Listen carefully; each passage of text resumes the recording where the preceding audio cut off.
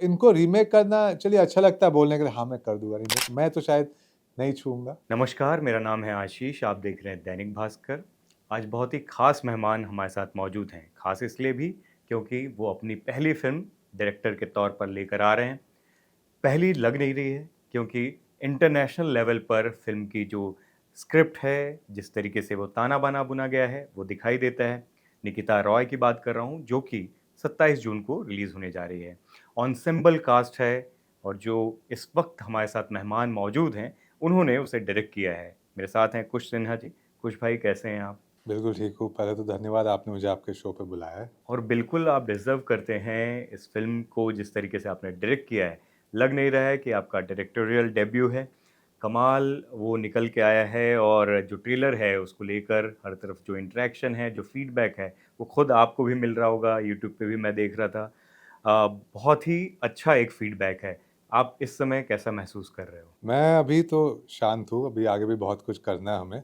लेकिन मुझे ये खुशी महसूस हुई है कि हमने कोशिश की थी कि कुछ नया लाया लोगों के सामने, कुछ अच्छा लाया लोगों के सामने। देखिए, जब इन सब कलाकारों ने ये फ़िल्म करने के लिए हाँ कहा, सोनाक्षी चलिए लोग से कहते हैं कि बहन है तो वो आसान होगा, लेकिन ये सच नहीं है क्योंकि उन्होंने बहुत बार ना भी कहा था निकिता रॉय के पहले। परेश जी ने हाँ कहा, अर्जुन रामपाल सर ने भी हाँ कहा, फिर सोहेल नायर जो भी एक नए और बहुत टैलेंटेड नए एक्टर हैं, उन्होंने भी हाँ कहा। तो फिर लगा कि चलिए अब ये एक ज़िम्मेदारी बन जाती है मुझ पर कि अगर इतने महान कलाकार हाँ कह रहे तो हमारे हमारे ऊपर भी मतलब ये पड़ जाता है वज़न के हमें भी कुछ अच्छा बनाना होगा, कुछ सही करना होगा। तो अभी के लिए अच्छा लग रहा है कि लोगों को ट्रेलर अच्छा लगा है। बहुत लोगों ने रीच आउट करके कहा कि कुछ जैसे आपने भी कहा कि कुछ नया दिख रहा है, कुछ इंटरेस्टिंग लग रहा है। तो मैं अभी के लिए खुश हूँ, लेकिन पता है कि रिलीज़ तक ध्यान देना पड़ेगा इन सब चीज़ों पे। पहले तो बधाई हो कि इतना ज़बरदस्त एन्सेम्बल कास्ट आप लेकर आ पाए कि परेश रावल हैं, सोनाक्षी हैं, अर्जुन रामपाल हैं, सोहेल हैं और सभी कमाल के लोग हैं और बहुत अच्छे तरीके से जिस तरीके से मैं बोल रहा हूँ कि जो ट्रेलर निकल के आया है, एक इंट्रिग है, एक सस्पेंस है, एक मिस्ट्री है, उसमें दिखाई देता है। और ख़ासकर क्योंकि सुपरनैचुरल मिस्ट्री, थ्रिलर इस तरह की जो फ़िल्में हैं, वो इंडिया में कम बनती हैं। मेरे ख़्याल से अलहदा फ़िल्म है। इस फ़िल्म का एक तो कॉन्सेप्ट कैसे आपके दिमाग में आया? कहाँ से शुरुआत हुई? उत्पत्ति कैसे हुई? और दूसरा सवाल ये रहेगा कि इतने बड़े-बड़े ज़बरदस्त अदाकार, माहिर जो अपने फ़ील्ड में हैं, उनको कैसे एक जगह पर लेकर आ पाए? जी, तो कॉन्सेप्ट मुझे कहानी मिली थी, पवन कृपलानी जी ने ये कहानी लिखी थी। मेरे पास आई थी, फिर कोई कोई सीनियर आदमी ने मुझे कहा कि इस स्क्रिप्ट को छोड़ दीजिए, हम किसी और के साथ देखना चाहते हैं, इसको कुछ करना चाहते हैं इसके साथ। मैंने छोड़ दिया, वो इंडस्ट्री के सीनियर आदमी थे। लेकिन फिर वो स्क्रिप्ट बनी नहीं और मेरे पास वापस आ गई। तो एक तरीके से मानता हूँ कि ये मेरी किस्मत थी कि निकिता रॉय मुझे बनानी थी। उसके बाद मैंने सोनाक्षी से बात की, उनको पता था स्क्रिप्ट के बारे में। मैं बोला एक बार फिर से पढ़ लीजिए और जो भी आपके अंदर शायद कुछ कंसर्न्स हो गए या कुछ सोच होगी कि ये शायद इतना सही नहीं है, ये कुछ हम चेंज कर सकते हैं। मैंने बोला वो मैं देख लूँगा। ये भी कह सकता हूँ कि स्क्रिप्ट में हमने बहुत काम किया है। मैं मेरे को-राइटर नील मोहंती जो संजय लीला भंसाली जी के लिए भी राइट करते हैं, अंकुर टकरानी, हम तीनों ने मिलकर कहानी को बहुत बदला है क्योंकि कोई चीज़ें थे जो मुझे भी सही नहीं लग रहे थे, जो शायद लोगों को थोड़ा चोट पहुँचा सकते थे। और अगर हम अपना करियर शुरू कर रहे हैं, वो भी आर्ट के फील्ड में, तो मुझे किसी को चोट नहीं पहचाना, मुझे पहुँचाना है, मुझे लोगों के दिल बहलाना है, मुझे उनको कुछ रोमांचक देना है, कुछ इंटरेस्टिंग देना है कि ताकि वो देखें और उनको मज़ा आएगा। यार 2 घंटे मैंने थिएटर में अपने वक़्त लेकर थिएटर गया, 2 घंटे बिताए वहाँ पे, लेकिन मुझे मज़ा आ गया। मैं अपने टेंशन को भूल पाया और मुझे कुछ नया देखने को भी मिला। तो हमने बहुत मेहनत की है, तो ये वहाँ से शुरू हुई थी। सोनाक्षी के बाद सोनाक्षी ठीक है, उन्होंने हाँ कहा तो जी, थोड़ा लगा कि चलिए हम सही रास्ते पे जा रहे हैं। लेकिन उसके बाद जब हम परेश जी से मिले, तो परेश जी ने भी जब 2 मीटिंग में ही हाँ कह दी, तो मुझे लगा हाँ, अब हमारे पास कुछ है। इसमें कुछ जैसे आपने बोला कोर या मेटल या इस कहानी में कुछ दम है, तब मुझे लगा हाँ, क्योंकि परेश जी कह सकता हूँ वो बहुत अच्छे इंसान हैं और उन्होंने मेरी बहुत मदद की इस शूटिंग के टाइम। लेकिन वो मेरे रिश्तेदार नहीं है, ना तो मेरे दोस्त है मतलब क्योंकि वो सीनियर एक्टर है। बट अगर उनको भी कहानी में दम दिखा, तो मुझे लगा कि हाँ, अभी हमारे पास कुछ है। फिर सुहेल भी नए एक्टर है, वो शायद वो भी देखते रहते हैं कि उनके लिए क्या नया मिल सकता है उनको ताकि वो अपने आप को पेश कर पाए ऑडियंसेस के सामने। उन्होंने भी हाँ कह दिया बहुत जल्दी और फिर अर्जुन रामपाल जी फाइनली एंड में हमें मिले थे। वो भी एक किस्मत का खेल था। हम लंदन पहुँच चुके थे। हमारे पास एक्चुअली उनके उनसे बात तब तक चल रही थी, वो लॉक्ड नहीं थे और हमारी शूटिंग शुरू हो गई है। और हमारा शेड्यूल आ रहा था कि शायद अर्जुन सर के शूटिंग दिन पास आते जा रहा है और अभी तक लॉक्ड है नहीं। फिर फाइनली उन्होंने भी कहा कि हाँ मैं करना चाहूँगा, तो फिर सब चीज़ें एक साथ मतलब इन प्लेस आ गए। खुश भाई, एक तो ये समझ में आता है कि आप क्रिएटिव बहुत हो, मेहनती भी बहुत हो, लेकिन उससे ज़्यादा एक चीज़ जो दिखाई देती है अभी तक की बातचीत में मुझे, कि ईमानदारी बहुत है आपके अंदर। वो जो एक जिस तरीके की इंडस्ट्री है, जिसमें घाल-मेल और बहुत सारी चीज़ें होती हैं, उसमें इतना साफ-सुथरा, इतना प्योरिटी के साथ किसी इंसान को देखना बड़ा अचंभा वो करता है, क्रिएट करता है। आपको नहीं लगता कि इतना ईमानदार होना ठीक नहीं है? नहीं, ईमानदारी एक अच्छी बात है, क्योंकि आपके दिमाग में फिर एक क्लैरिटी रहती है कि आप क्या कर रहे हैं और आप क्या करने आए हैं। अ, देखिए, इंडस्ट्री में मैं कमेंट नहीं करना चाहूँगा, बिकॉज़ हर इंडस्ट्री में अलग किस्म के लोग होते हैं। कोई लोग अच्छे होते हैं, कोई लोग थोड़े कम अच्छे होते हैं, कोई लोग बुरे होते हैं। कोई लोग से आपके दोस्त भी नहीं बन सकते, कोई लोग से इमीडिएटली दोस्ती बन जाती है। तो इंडस्ट्री पे कमेंट नहीं करूँगा, लेकिन मेरी सोच क्लियर है कि ईमानदारी से अगर कोई भी काम करेगा ना, उसका उसका कुछ अच्छा ही निकल के आएगा। बिकॉज़ आप फिर नाइंसाफ़ी नहीं कर रहे, आप काम-चोरी नहीं कर रहे, आप अपने काम पे ध्यान दे रहे। और दूसरी बात है, देखिए, अगर आपको तो पता ही होगा कि मेरे फ़ादर जब आए थे, मेरे पिताजी, उनका यहाँ पे ना तो कोई पहचान थी, ना तो कुछ कनेक्शन था, ना तो कोई दोस्त थे शुरुआत में। और उन्होंने सफलता प्राप्त की शायद उनकी ईमानदारी के कारण, कि वो कुछ करना चाहते थे, वो कुछ बनना चाहते थे। तो मुझे लगता है मेरी भी सोच सिंपल है, शायद जैसे आप कह रहे हैं, शायद अभी के लिए बिल्कुल सही ना हो, बट मैं इसमें विश्वास करता हूँ कि अगर ईमानदारी से काम करेंगे, तो फिर आपके लिए रास्ते खुलते जाते हैं। कभी-कभी वक़्त ले सकता है, शॉर्टकट अगर आप नहीं ना लें, तो कभी-कभी आपका रास्ता थोड़ा और लंबा हो जाता है, बट रास्ते बन जाते हैं। नहीं, बिल्कुल, और हार्ड वर्क ऑलवेज़ पेज़, और मुझे लगता है कि ईमानदारी इस दुनिया में थोड़ी-सी कम हुई है, लेकिन आपके ऐसे लोग हैं तभी तो बची हुई है ना। और मेरे जैसे बहुत सारे शुभचिंतक भाई होंगे जो ये बोलते होंगे थोड़ा मैनिपुलेटिव होना भी ज़रूरी है, लेकिन ये आपने अपने अंदर जो बचा के रखा है कोर, और वो जो लेगेसी है, वो सब जीन्स में जो चीज़ें आती हैं, मेहनत और ये ईमानदारी, वो कमाल है भाई, और ये बहुत आगे मुझे ऐसा लगता है कि आपको लेकर जाएगी। जी, जी। नहीं, थैंक यू, लेकिन बहुत लोगों का सपोर्ट भी मिलना ज़रूरी होता है जब हम फ़िल्म बनाते हैं। जैसे मैं प्रोड्यूसर्स को भी क्रेडिट देना चाहूँगा, निक्की, विक्की भगनानी, अंकुर टकरानी, दिनेश गुप्ता, इन चारों लोगों ने भी एक अच्छी कहानी को सपोर्ट किया है ना, तो लोग यहाँ पे सेफ खेलना चाहते हैं कि नहीं यार, एक रोमांस ही बना देते हैं, नया डायरेक्टर है, कोई सिंपल देते हैं, इसको क्यों हम थोड़ा रिस्क लें, सिंपल रखते हैं। बट इन्होंने कहानी में जो दम है वो देखा, कहानी को समझा, मेरिट पे सपोर्ट किया। मैं उनको धन्यवाद कहना चाहता हूँ आपके इंटरव्यू में भी, क्योंकि ऐसे इंडस्ट्री को भी ज़रूरत है, जो लोग नए कहानियों को सपोर्ट करें, जो लोग कोशिश करें कि इंडस्ट्री को एक तरीके से वापस उठाए, बिकॉज़ आपको भी पता है, मुझे भी पता है, अभी थोड़ा टफ टाइम चल रहा है हमारे इंडस्ट्री के लिए। अच्छा, डेब्यू के लिए इस तरह की जो लीक से अलग हटकर कहानी है, जैसे कि आपने बताया कि आप चाहते हैं कुछ रोमांटिक या जो चल रहा हो, ऑलरेडी वो साउथ में जैसे एक्शन मसाला फ़िल्में चल रही हैं, वैसा कुछ भी बना सकते थे, लेकिन इस तरह की अलग कहानी क्यों चुनी? लेकिन मैं अलग कहानी, क्योंकि उसमें फिर आपको मज़ा आता है ना। जब अगर सब पेंटिंग एक ही तरीके से कर रहे हैं, तो उसमें फिर मज़ा क्या है? आप भी एक स्टाइल में पेंटिंग कर रहे हैं, मैं भी एक स्टाइल में पेंटिंग कर रहा हूँ, या फिर मान लीजिए आपका रिपोर्टिंग का स्टाइल इतना अच्छा है और मैं भी आपको कॉपी करके सेम स्टाइल में आके बैठ जाऊँ अपनी जगह बनाने के लिए, तो वो बात नहीं बनेगी ना। आपका स्टाइल है, मेरा स्टाइल है। और मुझे ये भी लग रहा था, जैसे मैंने कहा, कि इंडस्ट्री अभी थोड़ा, लोग थोड़ा कभी-कभी लगता है वो इरिटेट हो गए कि कुछ नया क्यों नहीं ला रहे हम क्यों रीमेक्स ही बना रहे हैं, हम क्यों किसी और की आइडिया को लेके उनको क्रेडिट ना दे के बस अपना नाम डाल के वापस फिर कुछ पेश कर रहे हैं, जो लोग रेडी भी नहीं है एक्सेप्ट करने के लिए। तो ये मुझे लग रहा था कि इसलिए कुछ नया करना चाहिए। लेकिन मैं ये भी कहूँगा कि जब आप फ़िल्म देखेंगे, हमने हिंदी फ़िल्म या हिंदी सिनेमा का जो ग्रामर है, वो पीछे नहीं छोड़ा है। हमने गाने सही जगह पे डाले, in spite of it not being जो रोमांटिक फ़िल्म जो कहते हैं, लेकिन गाने सही जगह पे डाले जहाँ आपको इमोशन महसूस होगा, कहीं-कहीं आपको डर महसूस होगा। और ये जो मेरे सब एक्टर्स हैं, सुहेल, परेश जी, अर्जुन सर, सोनाक्षी, कली रॉय, प्रखर सक्सेना, सब ने इतना अच्छा काम किया कि आपको डिस्ट्रैक्ट नहीं होगा, आपको लगेगा कि हाँ, ये असली कहानी है। तो जी, इसलिए। कहानी की ऐसी कौन-सी बात थी जो सबसे ज़्यादा आपको दिल के करीब लगी और जिसने मजबूर किया इस पे काम करने का? कि मुझे, अभी मैंने कितनी बार देख चुकी हूँ, क्योंकि अब मैं डायरेक्ट तो कर ही रहा हूँ, तो अभी तक उस पे काम कभी-कभी आ जाता है, ये फिक्स। बट इस कहानी की खासियत ये है कि आप इसमें फिगर आउट नहीं कर पाते। अंत तक आपको पता नहीं होगा कि क्या सच है, क्या झूठ है। जैसे हमारे फ़िल्म में एक डायलॉग है, "सच ही दुनिया का सबसे बड़ा झूठ है।" तो वो एक्चुअली इस फ़िल्म में भी बहुत अच्छे तरीके से हमने पेश किया है ये सोच को, कि आप देखेंगे, आपको पहले तो पता नहीं चलेगा कि आपके और क्रिस्प फिल्म है, 1 आवर 45 मिनट्स, तो आपको पता नहीं चलेगा आपका वक्त कहाँ गया और एंड एंड तक आप गेस करते जाएंगे। तो ये मुझे अच्छा लगा कि हम ये अचीव कर पाए। अक्सर होता है कि मिस्ट्री में हर के आइडियाज़ होते हैं कि हम करेंगे और किसी को पता नहीं चलेगा। बहुत लोग आ भी जाते हैं, पहले आधे घंटे में बता देते कि सर खूनी ये है, प्रॉब्लम ये है। ये हमने अचीव किया है इस फ़िल्म में, तो इसलिए मैं कहता हूँ कि इसलिए हमने ये सिनेमा के लिए फ़िल्म बनाई है, ताकि लोगों को जाए, थोड़ा मतलब मिस्ट्री का मज़ा ले और फिर घर आ जाए और चैन वो से। ज़रूरी भी है क्योंकि वो हो गया है आजकल बहुत सारी बहस भी हो रही है, चर्चा भी हो रही है कि ओटीटी की वजह से लोग सिनेमा में देखने नहीं जा रहे हैं फ़िल्में।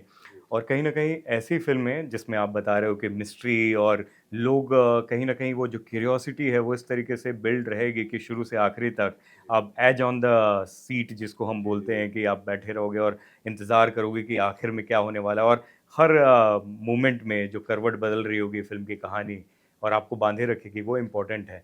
अ, मैं सिर्फ़ ये समझना चाहता हूँ कि सेट पर किस तरह का माहौल था? क्योंकि जब इतने कमाल के लोग होंगे, परेश जी जैसे, सोनाक्षी जैसे, अर्जुन इतने उनको हम अंडररेटेड एक्टर में से एक समझते हैं। बहुत सारे लोग वो लिख भी रहे थे, मैं आपके ट्रेलर को देख रहा था कि he is one of the most underrated actor. Who Arjun Arjun, sir, हाँ, जी। तो जब ऐसे लोग होते हैं तो सेट पे माहौल कैसा था और आपको कितना मज़ा आ रहा था ऐसे लोगों के साथ जब आप डायरेक्ट कर रहे थे? क्योंकि कैप्टन ऑफ द शिप होता है जो डायरेक्टर होता है, फ़िल्म जो है वो डायरेक्टर्स मीडियम है। आपको कैसे मज़ा आ रहा था इन लोग को एक्ट करवाते हुए देखते में? बहुत मज़ा आ रहा था बिकॉज़ क्योंकि ये इतने काबिल कलाकार हैं। आप उनसे बस बात कीजिए 2 मिनट के, सर हम ये ट्राई करते हैं या सर हम ऐसे कर सकते हैं, और आपको मिल जाता था। और ये शायद उस टाइम सितारे सबके अच्छे चल रहे थे कि बहुत स्मूथ प्रोसेस था। परेश जी भी बहुत कोलैबोरेटिव, बहुत मतलब उन्होंने बहुत मदद की। मतलब जो इमोशनल सपोर्ट कहते हैं, जो चाहिए होता है नए डायरेक्टर को कि चलिए कोई सीनियर आदमी आपके साथ है, आपको आपकी मदद कर रहे हैं। उन्होंने बहुत मदद की। सोनाक्षी भी मैं मानता हूँ, देखिए बहन है, बट सेट पे मैं उनकी इज़्ज़त करता हूँ, जैसे वो, क्योंकि उन्होंने और काम किया है। वो और फ़िल्मों में आ चुकी है और वो अपना काम बहुत अच्छे से जानती है। तो जब ऐसे कलाकार आपके सेट पे आते हैं, आपको उनको इज़्ज़त देनी होती है, ताकि वो भी आपके साथ काम करें। तो बहुत स्मूथ था लेकिन। अर्जुन सर भी, जैसे आपने पूछा, बहुत कोलैबोरेटिव। किसी मैं ये भी कहूँगा कि किसी ने मुझे उनके सेट पे आने के पहले 1-2 दिन पहले डराने की कोशिश की। शायद उन शुभचिंतक थे, लेकिन अक्सर शुभचिंतक भी गलत इन्फॉर्मेशन दे देते हैं। बोला था, नहीं यार तू देख लेना, नहीं, एक बहुत और मुश्किल ये भी होगा। होता है इंडस्ट्री में कि एक इमेज बन जाती है या वो एक परसेप्शन लोग बना के रखते हैं या फेक अल्टर ईगो भी इस तरीके से भी मेरे को लगता है कि कई लोग का रहता है, लेकिन वो सेट पे आने पे और जब आप पर्सनली इंटरेक्ट करते हैं तो वो एक जो इमेज बनाई हुई है और जो रियल इमेज है उसमें फ़र्क बट समझ में अर्जुन आता सर है। को मैं मिल चुका था। मैं एक्चुअली उनको पलटन के सेट पे मिल चुका था, क्योंकि मेरे भाई पलटन कर रहे थे जेपी दत्ता जी के साथ। तो मैं मिल चुका था और मैं उस टाइम ही मैंने पहचान लिया था कि आदमी अच्छे हैं।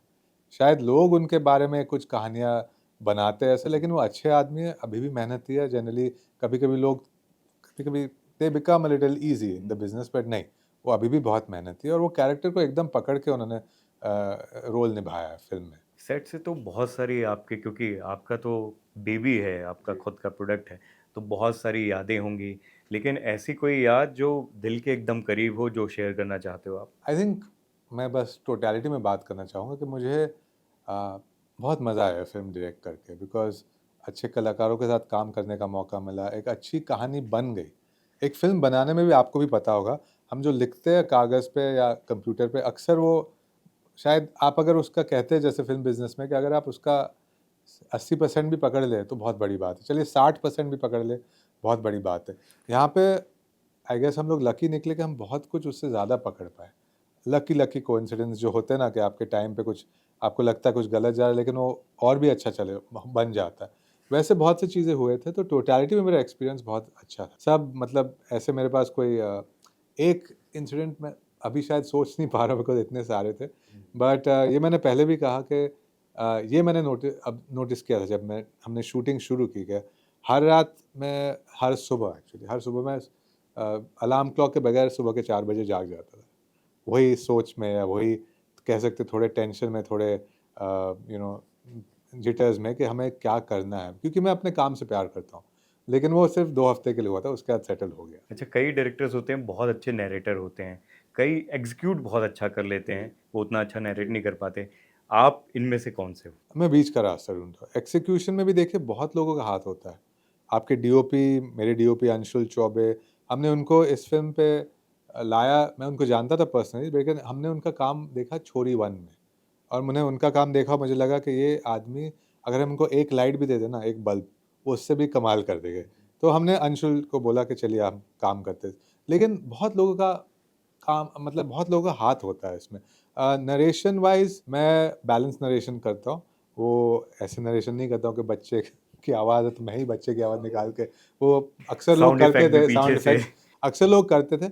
आपके अगर मटीरियल में दम है, कलाकार समझ जाएँगे। आपको ओवर सेलिंग करने की ज़रूरत नहीं है, और आपके मटीरियल में अगर दम नहीं है, आप पूरे डॉल्बी स्टीरियो, डॉल्बी सराउंड में आपने एसएफएक्स डाल दीजिए अपने नरेशन में, आप किसी को कन्विंस नहीं कर पाएँगे।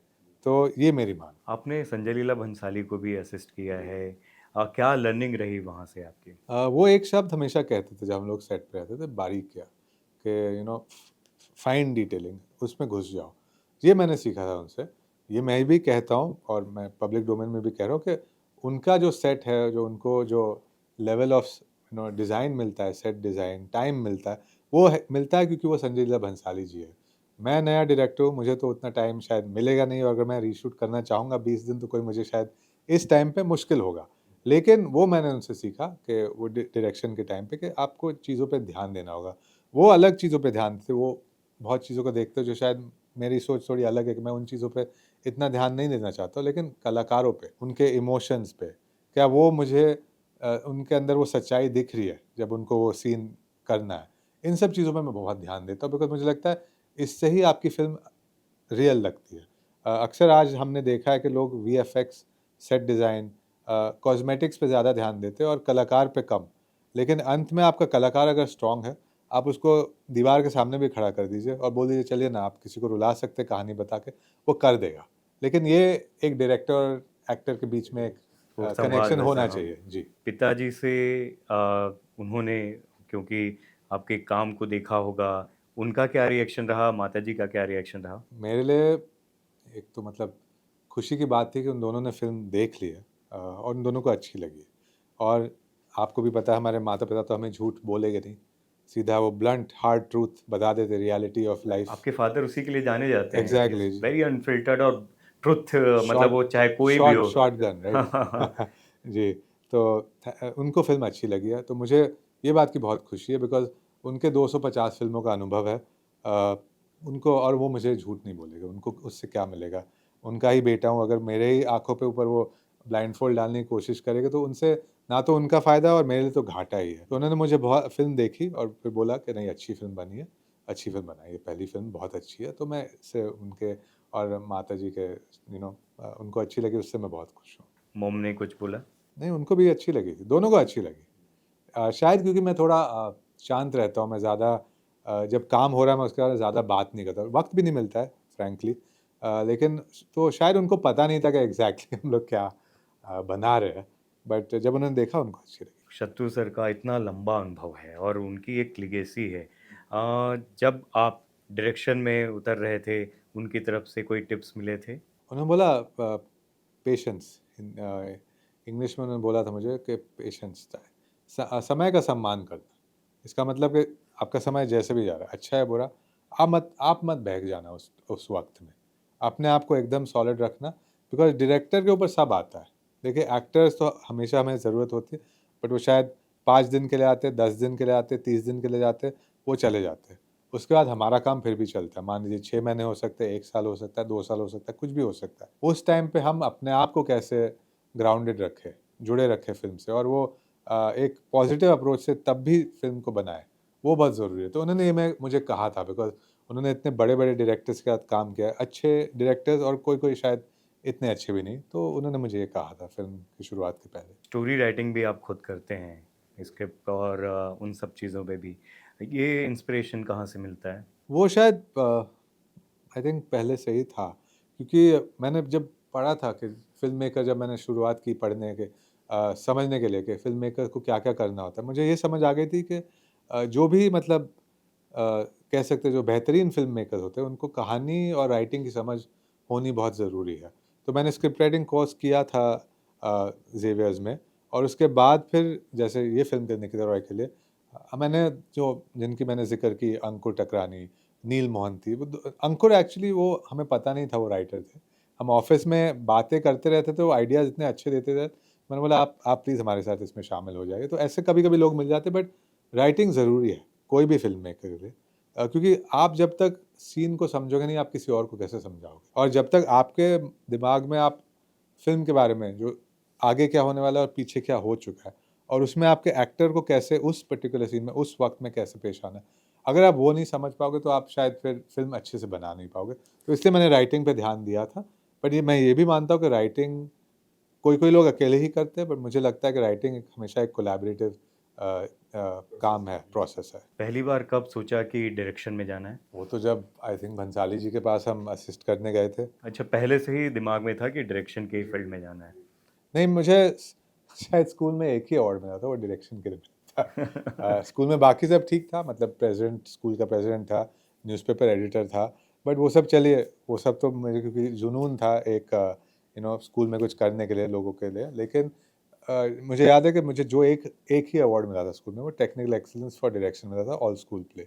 और तब से मुझे लगा था कि हाँ, ये मुझे समझ आता है। ये मैं एक तरीके से मैनेज कर सकता हूँ कि बड़े-बड़े मल्टीपल लोगों के साथ काम करना। तो उसके बाद फिर भंसाली जी के पास गए, वहाँ पे एडी बने, फिर उसके बाद अभिनव कश्यप जी से जुड़े और फिर एड एजेंसी में भी काम किया था। फिर तो कोविड आ गया, तो आई थिंक आपको भी पता है वो वक़्त सबके लिए कैसा था। उसके बाद फिर वापस हम निकले निकिता रॉय को बनाने के लिए। ये भी होता है कि लोगों को शायद लगा हो कि बहुत आसान था क्योंकि सोनाक्षी ने हाँ कह दिया था, बट नहीं। कोई लोगों ने ना भी कहा बिकॉज़ वो पुरानी वर्ज़न थी स्क्रिप्ट की। उसमें कोई पार्ट्स थे जो मुझे भी लगता है कि मुझे, जैसे मैंने आपको बोला कि वो पार्ट्स सही नहीं थे, तो वही पार्ट्स पढ़ के शायद लोगों ने लगा कि ये शायद सही नहीं है। इससे वहाँ से भी एक समझ मिली कि हम इसको भी और अच्छा कर सकते हैं। बट हाँ, वहाँ से स्कूल से ही शायद था। शत्रुघ्न सर का इतना लंबा अनुभव है और इतने लेजेंडरी एक्टर रहे, इतनी बड़ी-बड़ी फ़िल्में उन्होंने हिट फ़िल्में दी हैं। कोई अगर फ़िल्म आपको रीमेक बनानी हो, कभी करेंगे? मुश्किल है बिकॉज़ रीमेक देखिए, मुझे अभी भी मेरे अपने की कहानी बहुत अच्छी लगती है। बहुत कमाल है। जी, लेकिन रीमेक बनाना मुश्किल है क्योंकि जैसे आपको याद है, मुझे याद है। चलिए मान लेते हैं मेरे अपने, या फिर काला पत्थर की भी बात करें। वो आपको बताऊँ जी। मीम में आप जाएँगे ना जी, जी। तो विनोद सर और शत्रुघ्न सर के डायलॉग्स जी। आज जेन ज़ीज़ और सबको पता है, सिर्फ़ मीम में आप देखें तो इतने ज़्यादा चल रहे जी, हैं। जी, जी। गाने और बाकी चीज़ों की तो बाद में बात होगी। बट वो मुश्किल है। मुझे कहानियाँ अच्छी लगती है बट मुश्किल है क्योंकि मुझे पता नहीं अगर उस लेवल के कलाकार मुझे मिलेंगे जो उन्होंने उस कम उम्र में, दोनों सब ने एक्चुअली मेरे अपने में विनोद जी, फादर, फिर मीना कुमारी जी, असरानी असरानी, सर, पूरा एन्सेम्बल पेंटल कास्ट था। पेंटल हाँ, सर, पेंटल सर सब ने सब। तो देखिए वो फ़िल्म भी, वो एक लक का भी बहुत बड़ा हाथ होता है उसमें कि आपको सब इतने अच्छे एक्टर्स मिल गए और सब ने इतना इतना ज़बरदस्त काम किया है कि अभी हमें वो ऑलमोस्ट 40-50 इयर्स लेटर भी गाने याद है, सीन्स याद है। तो इनको रीमेक करना चलिए अच्छा लगता है बोलने के लिए, हाँ, मैं कर दूँगा रीमेक, बट मुश्किल होता है। वो इंग्लिश में कहते हैं ना, लाइटनिंग इन अ बॉटल। आप लाइटनिंग इन अ बॉटल 2 बार नहीं पकड़ सकते, एक बार हो गया उसका। तो मैं तो शायद नहीं छूऊँगा, ख्वाहिश रहेगी हमेशा कि मैं शायद एक दिन फ़ादर के साथ काम कर पाऊँ और अगर अच्छी स्क्रिप्ट मिल जाए तो मैं करूँगा भी, बट रीमेक मैं नहीं बनाऊँगा। डैड के साथ अपने उनको कोई फ़िल्म में डायरेक्ट करना नहीं, चाहेंगे? ज़रूर करना चाहूँगा। अभी भी मैं कभी-कभी उनको देखता हूँ, उनके परफ़ॉर्मेंसेज़ या जैसे वो लोगों से पहुँच पाते हैं अपने ओरेट्री से, अपने सोच से। वो एक कमाल के इंसान हैं। वो मतलब जो स्पेशल होते हैं, हम उनको मतलब ऐसे लोग बहुत कम मिलते हैं। तो ज़रूर चाहूँगा बिकॉज़ वो कलाकार भी बहुत ब्रिलियंट कलाकार है, बट वो कहानी सही ढूँढनी पड़ेगी उसके लिए। हमने सोनाक्षी और मैं और उन्होंने एक बेटी बचाओ बेटी पढ़ाओ के लिए ऐड किया था, जिन्होंने उन्होंने अपनी वॉइस दी थी ऐड के लिए, वॉइस ओवर में, और सोनाक्षी ने रोल निभाया था ऐड में। बट वो एक छोटा-सा मौका मिला था, उसमें बहुत खुशी महसूस हुई थी, बट आगे देखना होगा, अगर कोई अच्छा मिलता ज़रूर करना चाहूँगा। अच्छा, सुपरनैचुरल, थ्रिलर, मिस्ट्री कर ली आपने। जी।